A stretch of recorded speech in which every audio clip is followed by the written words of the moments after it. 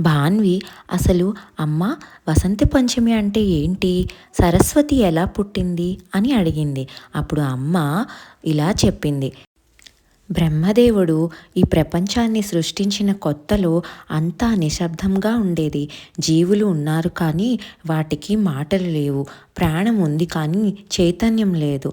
అప్పుడు బ్రహ్మగారు తన సృష్టిని చూసి చాలా బాధపడ్డారు. ఈ నిశ్శబ్దాన్ని దూరం చేయాలని బ్రహ్మగారు తన కమండలంలోని నీటిని ఆకాశంలోకి జల్లారు.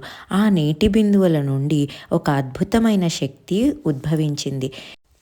తేనె తెలుపు రంగు వస్త్రాలు ధరించి చేతిలో వీణ, పుస్తకం మరియు జపమాలతో ఒక దేవత ప్రత్యక్షమయ్యారు. ఆమెయే సరస్వతీదేవి.